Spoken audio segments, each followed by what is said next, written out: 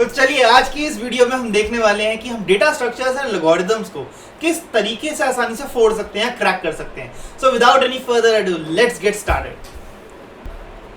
So when we start learning data structures तो सबसे बड़ी जो दो दिक्कतें हमारे सामने आती है, पहली अमाउंट ऑफ सिलेबस। भाई इतने सारे टॉपिक्स हैं, कैसे करें इतनी सारी चीज़ों को, किस तरह से दिमाग में घुसाए, समझ ही नहीं आता। दूसरी, अब ये तो कम नहीं था जो हम पहले से इतना सारा पढ़ रहे हैं, अब ऑनलाइन प्लेटफॉर्म से जाके क्वेश्चंस अलग से प्रैक्टिस करने हैं, तो कैसे स्ट्रैटेजाइज करूं, क्या प्लान बनाऊं सीखने के लिए, वो समझ ही नहीं आता है। So let's get started and let's see each of them one by one. In order to cover the amount of syllabus that we have, तो हम क्या कर सकते हैं, हम अपने कैटेगरीज बना सकते हैं 5। So first category would be basics of programming. So in this we'll have loops, arrays, strings, nested loops. This part is very crucial. Now why? Because this part would help you to understand how the program runs. So जब हम coding blocks के अंदर कोई course शुरू करते हैं तो we have flowchart and pseudocodes. Now many would ask why is it so? So देखो इसका main reason ये होता है कि आपको ना प्रोग्राम रन कैसे होता है और ड्राई रन करके प्रोग्राम की फ्लो क्या है वो समझ आती है। This is very important. काफ़ी बच्चे होते हैं जो मैं देखता हूँ कि आगे चल के भाई उन्हें दिक्कत होती है कि समझ ही नहीं आता कि प्रोग्राम चल कैसे रहा, वो कोड का रट्टा मारना शुरू कर देते हैं। So that is what happens when you don't understand flow क्या है प्रोग्राम का। उसके बाद जो दूसरी इंपॉर्टेंट चीज़ होती है that is the recursion part. So ये एक ऐसी चीज़ है जो बहुत ज़्यादा कन्फ्यूज़ करती है, राइट। सो अब रिकर्जन को समझने के लिए हमें अपना दिमाग लगाना कम करना पड़ता है, but we need to have certain approach, किस तरह से इसको टारगेट करना चाहिए। तो ये वाली चीज़ जिसकी आसानी से हो जाती है ना, उसके लिए डेटा स्ट्रक्चर्स की जर्नी आसान हो जाती है, तो ये चीज़ पे ज़्यादा फोकस करना चाहिए। देन हमारी जो तीसरी चीज़ होती है which is the data structures part, और I would say intermediate data structure. So it would contain link list, stack, queues, trees. So अब ये जो डेटा स्ट्रक्चर्स होते हैं बहुत मुश्किल नहीं होते हैं, इन्हें सीखना आसान होता है। अगर आपने रिकर्जन सीख लिया तो ये तो आपको ऐसा लगेगा चुटकियों का काम है, तो बड़ा मज़ा आ रहा है करने में ना। देन इसके बाद जो नेक्स्ट पार्ट आता है, the next part is dynamic programming. एक अपने आप में पूरी दुनिया, बच्चों को सबसे ज़्यादा डर इसी टॉपिक से लगता है, बट ट्रस्ट मी अगर आप एक बार डायनामिक प्रोग्रामिंग को समझ जाते हो कि किस तरह से हम इसके अंदर अप्रोच लगा सकते हैं, क्या इसकी टेक्निक्स होती है, तो practice is one thing which is required for sure. But एक बार जब समझ आ जाता है ना तो आपके लिए बहुत ईजी हो जाती हैं चीज़ें करना।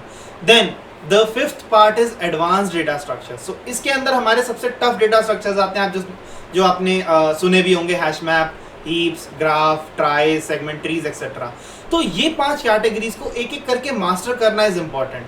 अब देखो हर एक पर्टिकुलर स्टूडेंट के सेमेस्टर वाइज डिपेंड करता है वो कितना टाइम एक पर्टिकुलर टॉपिक को डिवोट कर सकता है। अब कोई बोले मैं 4th ईयर में हूँ या 3rd ईयर में हूँ, मेरी प्लेसमेंट्स आ रही हैं, तो मैं क्या करूँ, ऑब्वियसली उसको लिमिटेड टाइम है, उसको उस टाइम के अंदर कवर करनी पड़ेंगी ये सारी चीज़ें। बट कोई अगर 1st ईयर 2nd ईयर में है तो उसके लिए बहुत ज़्यादा टाइम है, वो एक एक करके इन सारी चीज़ों को आसानी से कवर कर सकता है। तो चलिए एक एक करके हम सारी चीज़ों को एक्सप्लोर करते हैं कि क्या एग्जैक्टली हमें इस पर फोकस करना चाहिए। तो पहली चीज़ है बेसिक्स ऑफ प्रोग्रामिंग। तो देखो इस पर्टिकुलर चीज़ के अंदर लॉजिक बिल्डिंग आसान होती है, हम आसानी से सोच पाते हैं प्रॉब्लम का कोड, हम आसानी से ये समझ पाते हैं लिखना कैसे है कोड। अब इस पर्टिकुलर चीज़ के अंदर अगर हम ड्राई रन करके देखें तो हमें प्रोग्राम का फ्लो समझ आता है, और मुझे ये समझ आता है अगर कहीं पे प्रोग्राम गलत आउटपुट दे रहा है तो how can I debug it. और ये वाली चीज़ एडवांस टॉपिक्स में जाके हमारी बहुत ज़्यादा हेल्प करती है। तो इसीलिए इस पर्टिकुलर टॉपिक पे थोड़ा ज़्यादा फोकस रहना चाहिए कि हम डीबगिंग कैसे कर सकते हैं और ड्राई रन वाली चीज़ें कैसे कर सकते हैं। एंड दूसरी जो चीज़ होती है हमारी रिकर्जन, तो रिकर्जन के अंदर ना पूरी दुनिया ही पलट जाती है। मतलब होता है ना, वक्त बदल दिए, जज्बात बदल दिए, ज़िंदगी बदल दी। तो ऐसा क्या होता है इसके अंदर, देखो रिकर्जन के अंदर ना हमें काम खुद नहीं करना होता, हमें काम सिस्टम से कराना होता है। हम प्रोग्राम को बोलते हैं कि भाई मेरे लिए काम करके दे।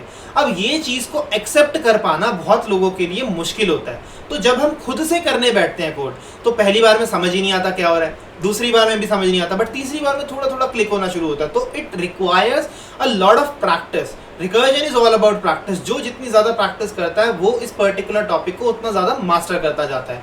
देन तीसरी चीज़ जो हमारी होती है वो होती है डेटा स्ट्रक्चर्स। देखो डेटा स्ट्रक्चर्स के अंदर हमें ये समझना होता है कि हम डेटा स्ट्रक्चर्स को क्रिएट कैसे कर सकते हैं।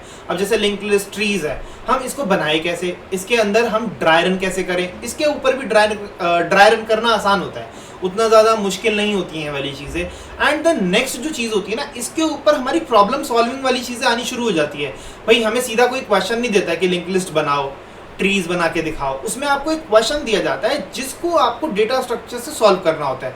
अब यहाँ पर ना मेजर लॉजिक बिल्डिंग का कॉन्सेप्ट शुरू हो जाता है, जहाँ पे आप सीखते हो कि ठीक है भाई, एक प्रॉब्लम गिवन है, इस प्रॉब्लम को मैं इस पर्टिकुलर डेटा स्ट्रक्चर से सॉल्व कर सकता हूँ। एंड इसी रीजन से आपको ये समझ आता है कि जब मैं कहीं जाके और किसी कंपटीशन में पार्टिसिपेट करूंगा, प्लेसमेंट में बैठूंगा, तो कौन सी प्रॉब्लम पे कौन सा डेटा स्ट्रक्चर अप्लाई होगा। एंड जो इसके बाद चीज़ आती है विच इज डायनामिक प्रोग्रामिंग। अब डायनामिक प्रोग्रामिंग की तो आप जितनी प्रैक्टिस करो उतनी कम है, बट जनरली अगर आपने 150-100 क्वेश्चंस कर लिए ना डीपी के, तो आपको कोई सा भी इंटरव्यू निकालने में कोई दिक्कत नहीं आएगी। मेजॉरिटी ऑफ द इंटरव्यूज आप क्लियर कर जाओगे। अब कोई एक ऐसा क्वेश्चन आ जाए डीपी का जो आप कोई सॉल्व ही नहीं कर पा रहा, and there are many question जो बहुत कम लोग सॉल्व कर पाते हैं, तो इस वजह से ज़्यादा हार्ड क्वेश्चंस पे इस पे हमें टाइम नहीं देना चाहिए। There are certain major problems, जैसे हमें वाइन प्रॉब्लम हो गई, LCS हो गया, या लॉन्गेस्ट कॉमन सबसीक्वेंस एक्सेट्रा, इस तरह की प्रॉब्लम्स पे हम इस पे ज़्यादा फोकस रहें। ये समझना ज़रूरी होता है इसके अंदर कि रिकर्जन का जो कोड है ना, उसमें जो टाइम कॉम्प्लेक्सिटी होती है बहुत ज़्यादा लगती है। अब डायनामिक प्रोग्रामिंग की हेल्प से मैं उस टाइम कॉम्प्लेक्सिटी को कम कैसे करूँ, इसको रिकर्जन से रिलेट करके करोगे तो बहुत ज़्यादा हेल्प होगी एंड आपको समझ भी आसानी से आएगा। अब जो आता है next part, advance data structures.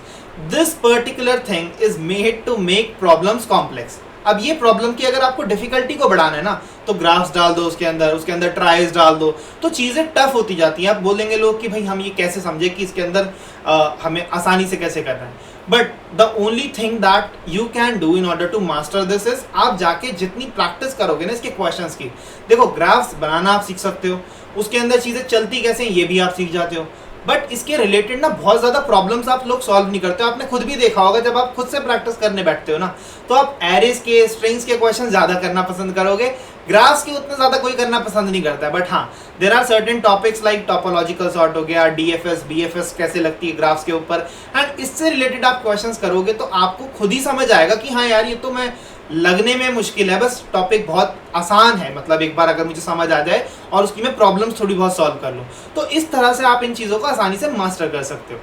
Now coming on to the most important part, that is the mistakes that students make. देखो पहली जो मिस्टेक होती है ना सबकी, वो जब पढ़ते हैं चीज़ों को तो उन्हें लगता है कि भाई ये चीज़ आसान है, ये चीज़ मेरे को सारी समझ आ रही है, तो एक काम करता हूँ, मैं नोट्स नहीं बनाता हूँ, ठीक है मैं जाके देख लूँगा जहाँ से भी पढ़ रहा हूँ। तो अब होता क्या है, जब आप किसी साइट पे जाके क्वेश्चंस प्रैक्टिस करना शुरू करते हो, तो आपको एक मान लो टॉपिक नहीं समझ आया, तो आप क्या करते हो भाई, आप जाके उस पर्टिकुलर रिसोर्स को रेफर करते हो, तो आपको समझ नहीं आता उतनी जल्दी में, एंड आपका ना फ्लो ब्रेक हो जाता है। तो हैव नोट्स ताकि आप रिवाइज कर सको, and these notes would help you even after you graduate from your college. अगर आपको कभी कंपनी स्विच करनी है तो भी डेटा स्ट्रक्चर्स की हेल्प होती है, तो ये लॉन्ग टर्म में आपको हेल्प करने वाली चीज़ है, तो इसलिए मेक देम। एंड दूसरी जो गलती लोग करते हैं, वो क्या करते हैं भाई, अपने आसपास के ना लोगों को देखते हैं कि यार ये तो बहुत तेज कर पा रहा है, मेरे से नहीं हो रहा है, तो शायद मैं प्रोग्रामिंग के लिए नहीं बना हूँ, मैं नॉन टेक में चीज़ों में जाना शुरू करता हूँ। बट हो सकता है ना कि उसने आपसे थोड़ी ज़्यादा प्रैक्टिस कर रखी हो, उसने कभी पहले कोडिंग पढ़ रखी हो थोड़ी बहुत, तो इसलिए दूसरों से कंपैरिजन मत करो। And third and the most important thing, आप कभी भी जब प्रोग्रामिंग को सीखना शुरू कर रहे हो, तो आप कभी भी जाके ऑनलाइन साइट से प्रैक्टिस करनी मत शुरू करो। क्यों? जैसे आप जाओगे, आप देखोगे पर्टिकुलर टॉपिक तो भाई एरेज का है, why not I should attempt this problem. तो अब होता क्या है, उसके अंदर हो सकता है एरेज के साथ साथ कोई और एडवांस डेटा स्ट्रक्चर भी लग रहा हो जो आपको समझ ही नहीं आएगा। फिर आपका इतना डीमोटिवेशन हो जाता है ना कि आपको लगता है कि भाई मेरे तो बस की ही नहीं है कोडिंग, मैं छोड़ रहा हूँ, मैं इससे ले रहा हूँ संन्यास। तो that's why avoid these 3 mistakes and you would actually grow a lot. Now coming on to the next important part, that is practicing from online platforms. अब आप बोलोगे कि भाई अभी तो बोला है कि सीखते हुए नहीं करना चाहिए, अब ये कहाँ से आया? तो देखो, जब हम ऑनलाइन प्लेटफॉर्म पे जाते हैं तो ज़रूरी नहीं है कि मैं सारे क्वेश्चंस को एक ही गो में सॉल्व कर दूं। हो सकता है मेरे को उसका एडिटोरियल देखना पड़े। अब अगर मैं एडिटोरियल देखने जाऊँगा, लेट्स से क्वेश्चन एरे का है बट उसके अंदर हीप यूज़ कर रखा है, अगर मेरे को हीप नहीं पता तो वो प्रॉब्लम मेरे को अभी समझना इज़ अ वेस्टेज। तो इसीलिए जो हमने 5 कैटेगरीज समझी, उनको अगर आप एक बार अच्छे से कर लोगे, उसको इम्प्लीमेंट कैसे करते हैं, उसकी टाइम कॉम्प्लेक्सिटीज क्या होती हैं, एंड देन उसकी STL को कैसे यूज़ करना है, तो इससे आपको ना जो ऑनलाइन प्लेटफॉर्म है उसमें सिर्फ क्वेश्चंस पे ज़्यादा फोकस करना पड़ता है rather than learning new things. So this actually helps a lot. Now in चीज़ों को सीखने के लिए ना कुछ टाइम चाहिए होता है, दैट इज़ मतलब 2.5 to 3 मंथ्स आपको लग जाते हैं चीज़ों को सीखने के लिए। अब बहुत सारे बच्चे होते हैं जो इसमें ना बहुत हड़बड़ा जाते हैं कि भाई हमारे पास लिमिटेड टाइम है, अब मैं कैसे करूँ, मतलब नर्वसनेस होती है बिकॉज प्लेसमेंट्स का सीजन पास आ रहा होता है और इंटर्नशिप का सीजन पास आ रहा होता है, बट घबराना नहीं होता है। जो हमने स्ट्रैटेजी डिसाइड करी है आप मॉड्यूल्स में उन चीज़ों को ब्रेक करके करते जाओ, एंड जब फाइनली आपकी प्लेसमेंट्स आएंगी तो यू विल फील कि हाँ मैं अब रेडी हूँ, मेरे को चीज़ें आती हैं. And see the thing which can help you learn these things in the easiest way and the most comfortable way is you. आपको टाइम डिवोट करना पड़ेगा, आपको चीज़ों को करना पड़ेगा. जब तक यू वोंट स्टार्ट प्रैक्टिसिंग तब तक कुछ नहीं होगा. मतलब कई होते हैं जो बैठे बैठे अब सो गए, मतलब क्या करें, क्या मतलब सो रहे हैं तो मतलब अब अपना मुंह आप बाल्टी में डाल के जागो या कैसे डालो, सो नहीं सकते हो. करियर का सवाल है, सो कैसे सकते हो, मतलब अब प्लेसमेंट्स आ रही हैं तो दैट्स वेरी इंपॉर्टेंट. इसके अलावा दूसरी जो चीज़ होती है ना कि भाई हमारे अंदर एक विल पावर भी होनी चाहिए. हमें सीखना है, हमारे पास लिमिटेड टाइम है, मैं डेडिकेटेडली बैठता हूँ और मैं डेडिकेटेडली टाइम देता हूँ इन चीज़ों को सीखने के लिए. और इसके साथ साथ मैं प्रैक्टिस पे बहुत ज़्यादा फोकस्ड हूँ. मैं उस पर्टिकुलर टॉपिक को जिसको सीख रहा हूँ उसके बेसिक क्वेश्चंस ज़रूर करूँगा, चाहे कुछ हो ना हो. इन ओवरऑल चीज़ों को करने के बाद आप इस पर्टिकुलर चीज़ को बोल सकते हो कि हाँ अब मैं डेटा स्ट्रक्चर्स में एक अच्छा प्रोग्रामर बन चुका हूँ. Now I can solve most of the problems and this is what you need to do in order to become a best programmer in the industry. So I hope that I have told you what needs to be done for understanding data structures in most easiest way. So that's it for this session. Thank you. Bye bye.